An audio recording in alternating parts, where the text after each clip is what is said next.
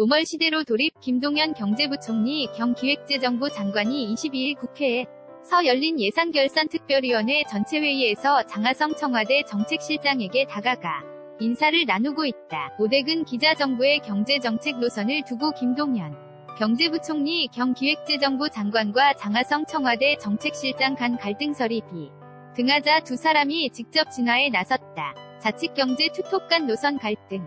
이 경제정책 전반의 혼선으로 번지는 것을 막기 위해 서둘러 차단에 나선 것으로 풀이된다. 장 실장은 22일 국회 예산결산특위에 김 부총리와 나란히 등장해 두 사람 사이에 불거진 갈등설을 일축했다. 장 실장은 현재까지는 호흡을 잘 맞추고 있다고 자신 있게 말씀드린다고 밝혔다.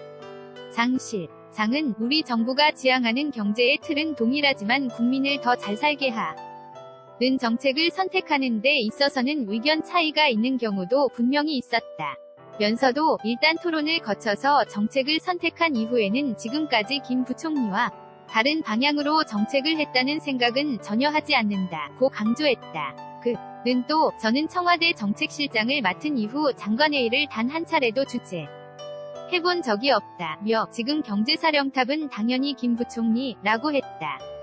청와대 관계자도 이날 두 사람을 포함해 청와대와 기재부가 빗셀 틈 없이 소통하고 있다고 보조를 마쳤다. 이어 두 사람은 소득주도성 장론에 대한 야권의 비판에 한 목소리로 대응했다. 김 부총리는 최저임금 인상 문제가 부각되니 소득주도성장이 최저임금 인상과 동일시되는 것은 조금 안타깝게 생각한다면서 소득주도성장은 최저임금 인상뿐 아니라 일자리 창출, 필수 생계비 절감, 사회안전망 구축, 공적자금 합충 등이 모인 패키지 라고 강조했다. 장 실장도 임금근로자 대상 정책으로 본다 해도 최저임금 정책이 갖는 비중은 소득주도성장의 매우 일부라고 설명했다. 그러나 최근 고용지표 악화와 관련해서는 장 실장도 고개를 숙였다. 장 실장은 현재 고용, 특히 취업자 수 증가가 원래 우리가 예측하고 기대했던 것만큼 치지 못한 것은 국민께 송구스럽다고 밝혔다. 장 실장은 그러면서도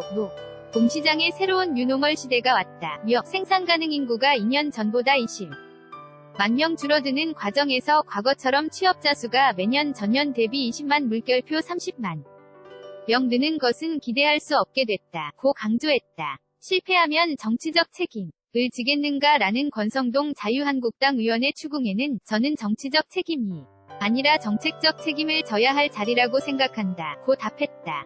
국민연금 기금운용본부장 인사에 개입했다는 의혹에 대해서는 국민연금 내부에서 그분을 추천했다고 해서 연락드린 것이라고 해명했다. 하지만 이날 대통령직 속일자리위원회 이모키 부위원장이 CBS 라디오 대담에서 김 부총리의 동시간 단축 개선 가능성 발언에 대해 경제정책을 책임진 국무위원으로서 부적절한 발언이라고 비판해 또 다른 갈등의 불씨를 남겼다. 김정현 기자 virtu@hankookiilbo.com 정지용 기자 cdragoneo@hankooki